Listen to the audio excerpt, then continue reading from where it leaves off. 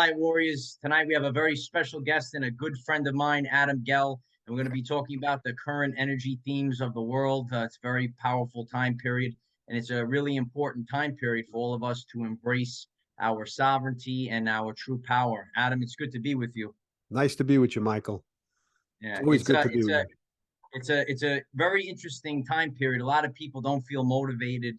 They feel very discouraged, especially in the last few weeks. They might feel like leadership is kind of selected, and they don't really know really what to do. And it's really important that people learn how to navigate these times and relying on themselves instead of other people. And what is your thoughts on this? Well, I think the message is not to give up. I think what life is showing us is almost like the spiral effect of, what goes around comes around, and we're going around in circles, but we're each time as we revolve around the spiral, I think we have to take with us some of the wisdom that we learned from the experiences before in terms of how we react to the different situations that feel like a rejection or a feeling of depression. And I think we can't use we want to use the external world as a guidepost for our personal emotional state, and have some like breakthroughs where we see actually light at the end of the tunnel. I guess life is presenting itself where we still have to hold on and go inward in some capacity to find that inner guidance or that inner strength to move forward, or at least even if we're in a holding pattern, to at least be patient with ourselves. I think it's easy for us to take the stress out on ourselves if we're invested in seeing change take place quickly. Yeah, you really you hit the nail on the head. It really does feel like we're in a holding pattern right now. How could people gauge like where we really are going? Because you really can't get any information on the news. So with so much confusion, some even myself, some days it feels like, oh, we're moving in the right direction, we're almost there, and then sometimes it feels like we took two steps back. So how can people really gauge where we are going? Well, I think we'd have to gauge it based upon our own growth. I think we have to use, as I said before, ourselves as a guidepost for where we are. I think if we externalize or displace our feelings or our own emotions and conflicts on the outside world, I think what's going on will reflect to us in a negative way because it's not mirroring what we really want to see. So I think the mirroring has to be within ourselves so that we can see the external world from our eyes and create our own reality. I think the media and listening and hoping and waiting for that information to come to us is as sometimes we discuss, it's like watching water boil. And it takes much longer for the water to boil when you watch it than if you walk out of the room and come back in, then it's somewhat completed. I think if we distract ourselves a little bit as well with the personal growth, on work on ourselves, it gives us the opportunity, the perfect time while things are, like cooking, so to speak, to actually manifest something in our lives and not wait for that that information to come through that will be maybe a satisfaction or a victory, but then what will be the next satisfaction or victory that we need again to feel satisfaction within our own self. Yeah. It really is a time for self-growth. And I feel that God is like really allowing all of this to happen because we lived in a world of false idols where people gave up their basically their free will for people in certain places, or just because they're on the TV screen or because they had a certificate. But as we move forward in the future, it's really going to be the people that are going to lead, after this major collapse. So I really do feel it's like we're being forged in the fire and like becoming a diamond right now. On my journey, I could have been still in the failing Department of Education, and I was really put under a lot of pressure, and it really made me focus on my self growth and learning new traits and new tools and new abilities. And I created this whole community and channel and Patreon. I know you're starting your own Patreon, and Yeah. I was able to teach you about some of these things. And I had to learn this, so we're opening a whole new world. So I feel like God's doing it on purpose because it's us that are going to have to show the people, because the truth doesn't have to be defended. So eventually the truth always comes out. But what's going to happen is I feel a lot of people will be very lost, very confused. And that's where a lot of us, you're, sharing in your light. I'm sharing a certain way. We have friends that are sharing in their ways. And that's why I feel it's important that we all really focus on what we love to do. I love to do this. I know you love to do healing. And when we focus on what we love, it makes this time a lot easier. And, you talked about, distracting ourselves. What are some good ways for us to distract ourselves? Because even I need a break sometimes too. Yeah, well, I think the repetitive information of, going around in circles, of listening and waiting for that one moment that will be a breakthrough, as I said before, is a waiting game that could take forever. And then, as I said, it's like when you win a victory or something comes in your favor, how long does that feeling last? Is it forever? Is it for the moment? Is it just temporary? And then what's the next thing that a person is seeking to overcome or to have in their corner to make them feel satisfactory? So I think it's an internal work, and it's an internal victory of satisfaction with ourselves. I think when we work on ourselves, I think when we build that self-esteem and that understanding and compassion for ourselves, and we're not in conflict with ourselves, then I think it we don't focus in on the external world to the extent that we need to in order to get validation or some completion from ourselves. I think, as you said before, I said like a diamond is first it starts off as a piece of sandstone, and then it turns into coal, and then it turns into a diamond, and it takes so much pressure and years for that to develop. And just like a mountain, the mountaintop doesn't form without the wind blowing over the mountain itself in order to shape the top of the mountain's peak. And the same thing applies to us. I think if we allow our journey to define us, I mean, we have to have a direction and we have to go in that direction. But once we're in the direction and we make our minds up, I think that the nature will naturally carve its path within us. And as long as we're doing the right work and we're coming from a good place, I think we'll find that path and we'll be supported to, do the work. And as you say, and we speak about a lighthouse. I mean, when the lighthouse was probably going up, people looked at it and said, "What are they doing? They're building this cylindrical object by the water," and had no idea why they build a house looking by the water, knowing that the waves and they could destroy it. And then obviously, when the last part of it's finished, then the reflection begins and it assists the boats out in the ocean. The same thing like the information you're giving out, and or the work you're doing, and the work I'm doing is trying to. It's never complete. It's always another day of just spiraling around and completing another circle of evolution, of growth. Yeah. One of the things that you mentioned, like let's just say, where everyone's waiting for disclosure, or the truth comes out, and then what? So one of the things I share about is building, new subconscious programs in our life, and that's the way that we're going to live, going forward, and go off the subconscious programs that have been built now, not the ones that we had, from the old matrix, as I say. So there's a phrase that I like to use: progress over perfect. And I think that's why this is kind of happening right now. The perfect scenario would be the truth comes out and we fix everything. But I mean, I think a lot of people that are listening to this, don't you see progress? You could in the past few years, do you see progress since 2020 till now? Are more people awake? Do you find that there's more like-minded individuals? Do you see progress since 2016? Isn't there more an awakening? It seems very dark right now, but we're going through the event, and the event is the expansion of consciousness, and more people are conscious and aware. And when we're not aware, right? If we go into a dark room and there's no light, no information, you bump yourself, you fall down. Right. And a lot of people are in the dark on this information. So it really is an expansion of consciousness, and it's really about just making progress every day. Well, I think when I was a teacher, I always told the students that even though you don't see my knapsack that I have on my back, I walk into school with an invisible knapsack that I carry. and we all carry baggage with us. And irregardless of the baggage we carry, we still have to move forward and still have to learn and grow and learn how to deal with that weight on our back.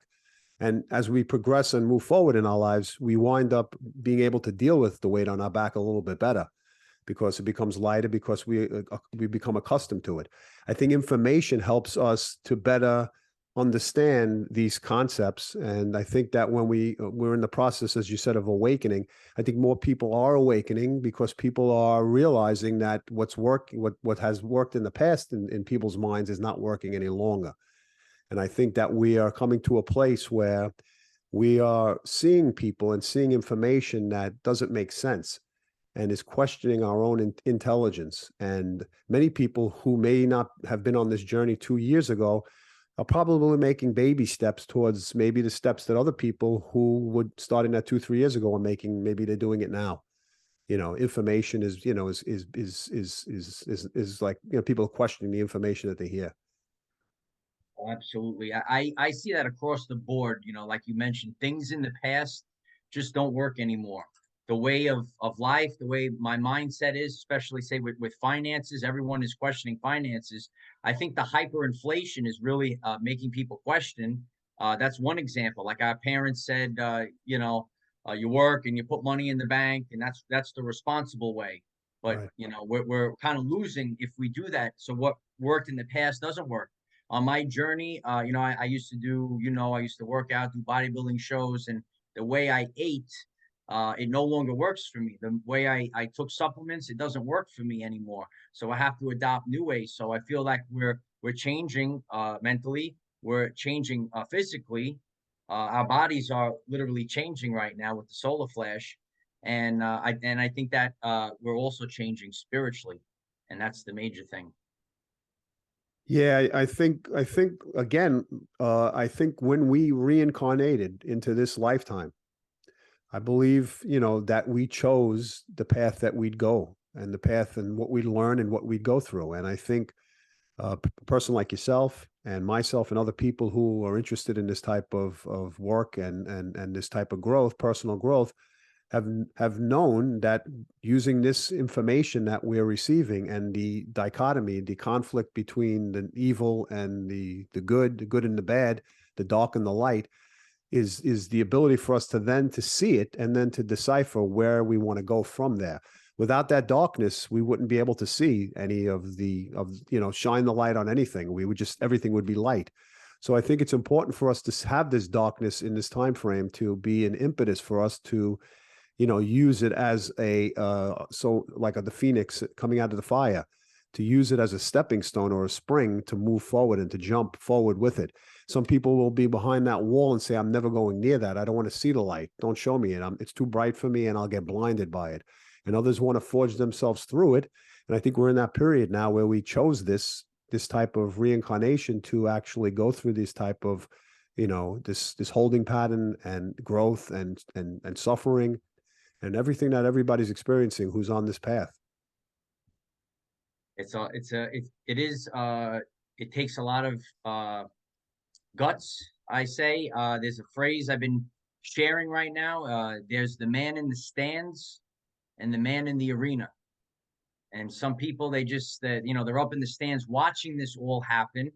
And when you're sitting there watching, that's what they want. Biblically, they said they're going to give us bread and circus. And that's what's, now in modern times, they got nachos and cheese. They're Right, sitting right. up in the stands eating nachos and cheese, right? They slow you down. That's also literally the food. They poison us with these foods and the GMOs. I know you know a lot about GMOs. This is all connected. The spiritual aspect, the physical aspect with the food, it actually disconnects our connection. Anyone that's listening, I shared this before when I did my bodybuilding show and I was really eating clean years ago. That was really what kind of changed me and brought forth my spiritual awakening journey. So really, starting off with the diet is one thing. But yeah, to go back to this the man in the stands, just, sitting around, and that's what we see, in the news or other platforms. Oh, just wait, it'll be okay. Just wait it out a little bit long.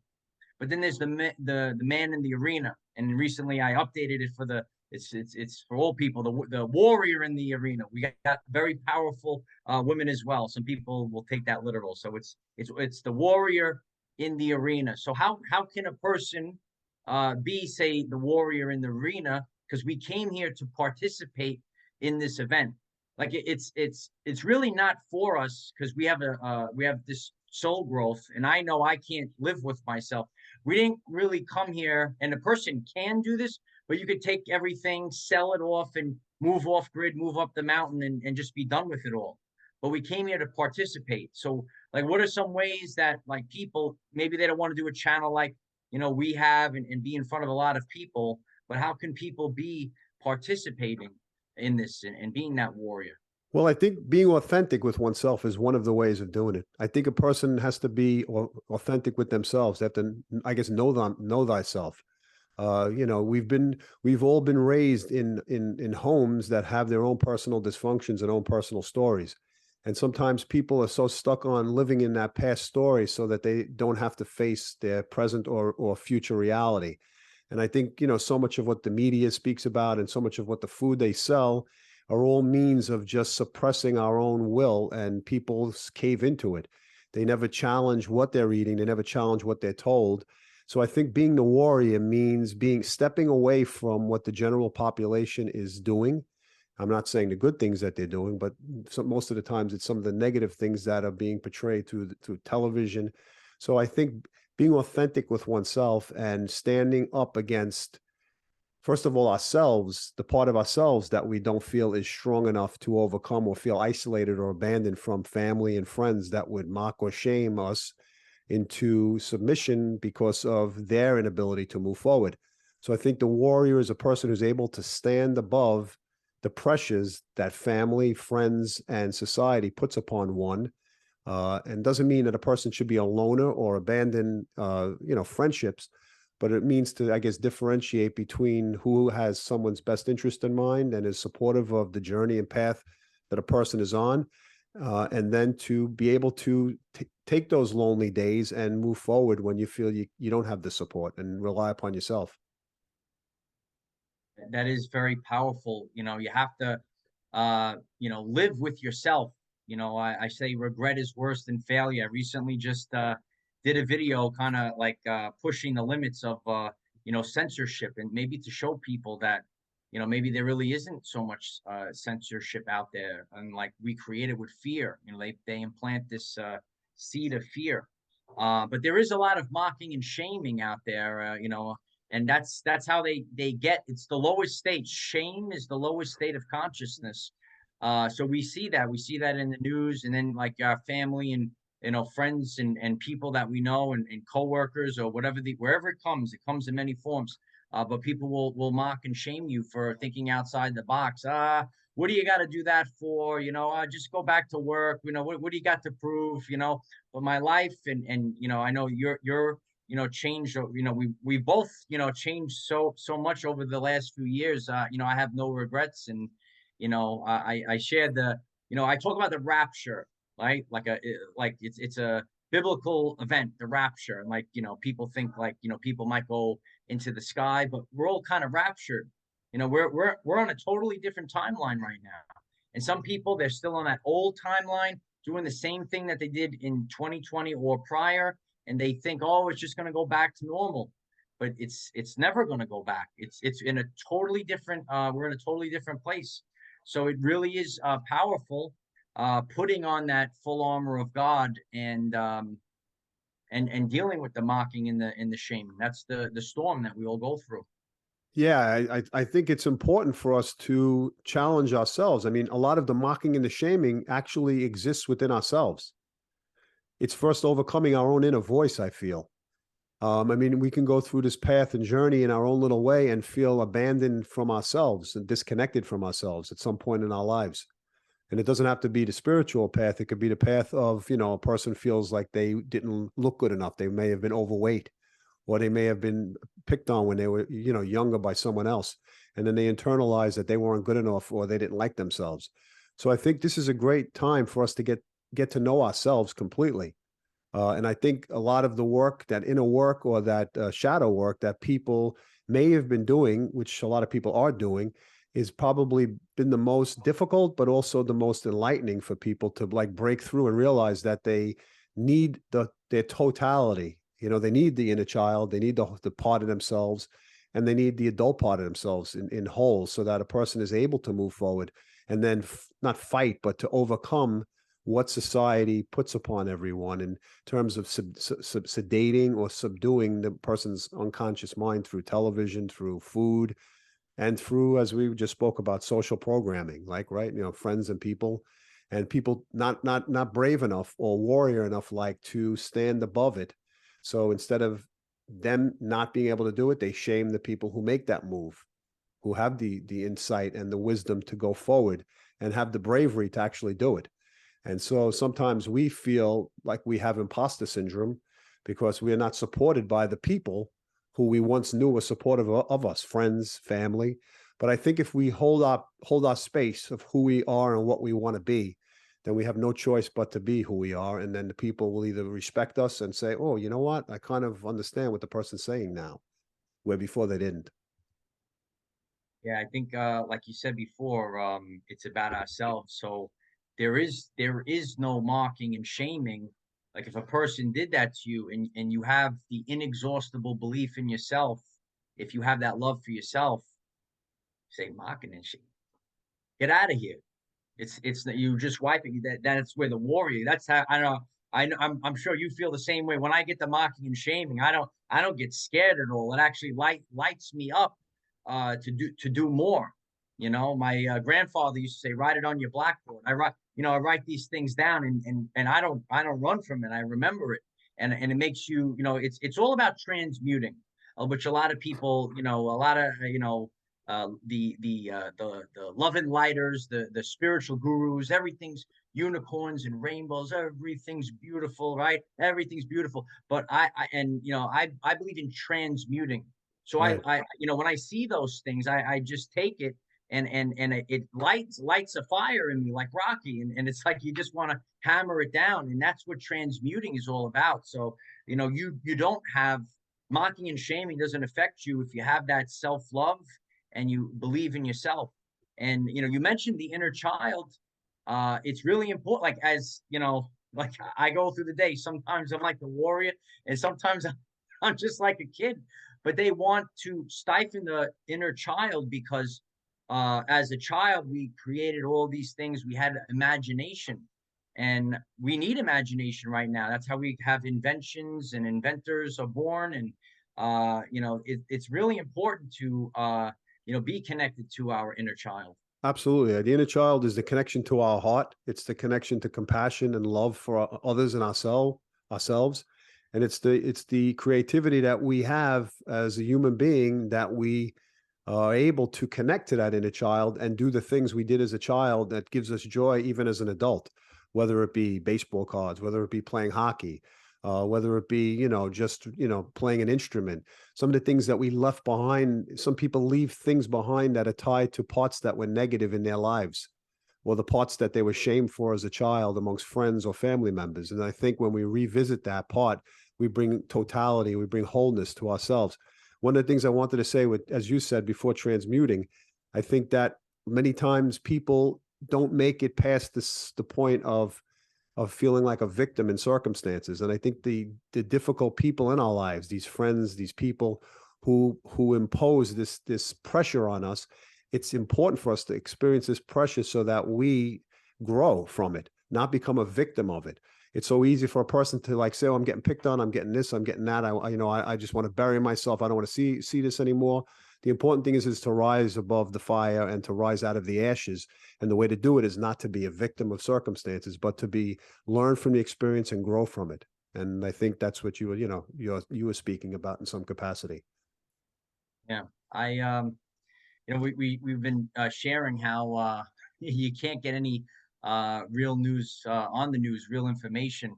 But the other day, it was funny. I want to bring this up because I thought you would think this is interesting. I think our audiences will think it's interesting as well. They had like these. It's a show, and it shows you all these crazy things caught on camera. And there was a man in Russia and he was filming the full moon, and he had like a telescope, but it also records, right? A telescope that records. So he zooms in on the moon and he sees like these three UFOs going across the moon, and he starts like going crazy. What is this? Then he zooms in and there's a fleet of UFOs going across the moon. So I just what are your thoughts on that? Yeah, I mean, you know that I believe I have a high regard for other life out there on different in the universe. So I mean, I've had that experience myself of seeing certain things myself in person. Uh, I remember watching many of your videos of seeing the light behind you, you know, trailing you as you spoke about topics on the universe. And I always felt that obviously it was the support for the words you were speaking that was like actually being, you know, assisted from, you know, different ET groups or whatever it may be. So yeah, I'm fascinated with that subject.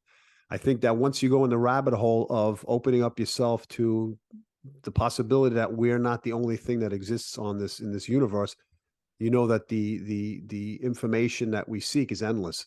And then I think that we have experiences where we're then either contacted in some degree, or we're given you know signals from the universe that we're not alone. And I've had that experience myself, just as I guess in some of the videos you have as well.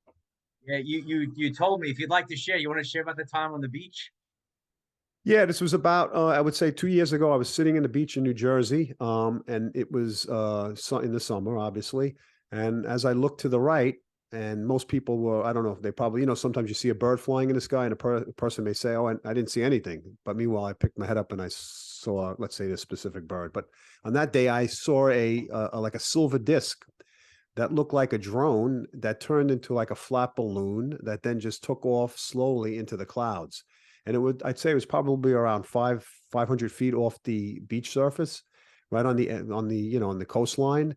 And it just disappeared. And it was like fascinating. And for that moment, you person would say, how come a person didn't take a picture of it or didn't video it or film it?